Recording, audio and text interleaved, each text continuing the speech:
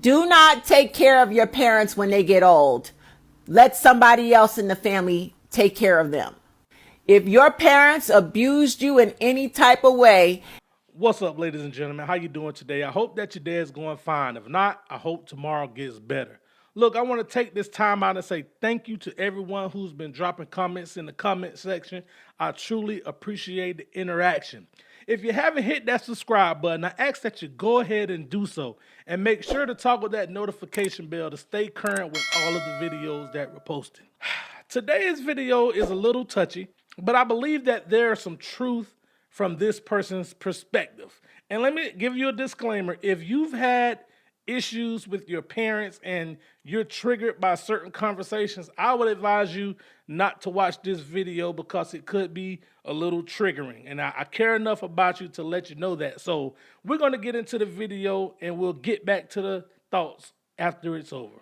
Let's go. Do not take care of your parents when they get old. Let somebody else in the family take care of them.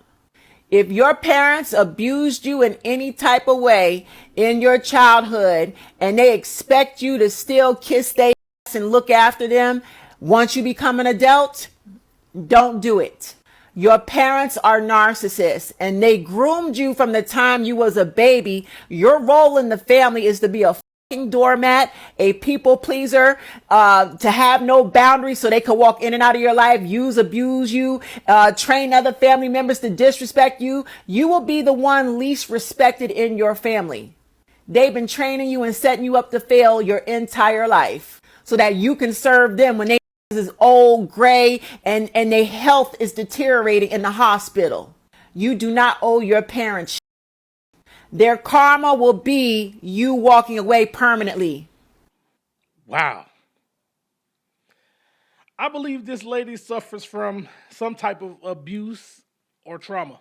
I don't know, but hearing the delivery of her message, I believe that she may have went through something or she's very close to a situation where someone else has went through something. And that's just what I believe. One thing that I want to point out that she said, she was like, if you've been through that, don't take care of them. Let someone else do it. If your parents abused you in any type of way. Key. That's key. Because you don't know what you might do in that situation. You might take that abuse until you might start doing little stuff that you shouldn't be doing to your parents. Little get back stuff. You never know what might happen with one's mind. You never know. But the fight is going to be that person who's been abused and manipulated and groomed, as she put it. They're going to have a fight with, oh, I'm doing my parents wrong. I'm doing my parents wrong. You know, this is going to be bad. Everybody not meant to be parents. And you know, you go through life and you try to parent to the best of your ability. And sometimes you make mistakes, but being manipulative to your children and grooming your children a certain way, that's on purpose. That's on purpose. That's not a mistake. That's not an accident. That wasn't an oops. A lot of people don't see this, but I remember working in corrections and I had to listen to phone calls. I remember this one lady. She was in prison for like fraud or something. I don't know. I forget. But I know that she had older children. And I'm talking about maybe teenage children who were mid-teenage children. Maybe 15, 16, 17. People who were able to think for themselves and are now beginning to form their own opinions about life and situations. And I remember her talking to them. She was mainly... the number of kids she had were mainly girls, but I think like the older kid was a boy. But I remember this lady on the phone talking to her daughter, and the conversation was about something. However, when the daughter wanted to speak something that the mother didn't agree with, the mother would manipulate the conversation. And it was like everything the daughter said, the mother made to be bad. She made it to seem like it was so horrible that this girl was thinking this stuff. I'm like, clearly the little girl got a mind to think on her own, but the mama don't want her to think like that. She want her to agree with what she said. And that's what intrigued me about the conversation. And I began to listen. And then she would talk to another daughter. And the daughter would do the same thing, begin to express her thoughts. And the mother would bring the conversation back to her point of view. So basically, all the girls could say was, yes, ma'am. They had to agree with this lady. Then I looked at the situation. I'm like, you sound like you could be a decent mother. But you in here lecturing your kids. You're supposed to parent. Now, don't get me wrong. People could parent their kids from prison all day. But she in there parenting them to think how she thinking. Well, you in here been stealing from people. These kids don't sound like they're doing that. It sounds like they want to think for themselves, but you're controlling their thoughts. Now, I noticed when the boy got on the phone, he was a little more aggressive towards the mom. And he will speak his thoughts. He would say, they would actually go back in the conversation, like argument a little bit. But I said, that's the difference between the female and the male. This male, he have to say what's on his mind. But eventually, guess what he said? Yes, ma'am. I say, this lady is manipulating her children.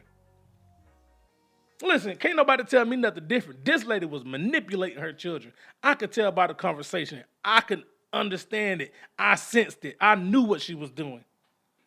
But there's people out there that do this type of stuff. It's people who abuse their kids. How can you as a parent, seeing your child come up from a baby, you nurture them, and you come up to abuse them mentally? I don't want to abuse none of my kids. But it's sometimes in life, like I said, you go through stuff and things happen. You make mistakes because we're trying to figure this thing out. And I think another form of abuse is when people hold their kids back. You know, I understand that the world is crazy and we have our babies are growing up and they get to this age of 18, 19 and they want to explore the world. Let them go. Of course you're going to think about them. Of course you want them to be safe. But I'm not going to limit my kids. I know people who have had opportunities to move to parts of the world and experience ultimate life experiences. But the family said, no. No, that's too far. That's too far. Why is it too far? Because you didn't go? Why is it too far?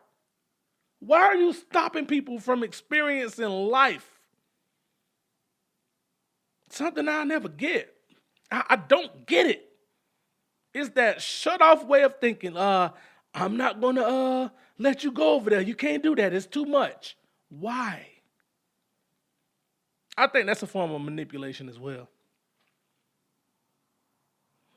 Yeah, but man, parents, we have to take care of our kids and kids, we have to take care of our parents.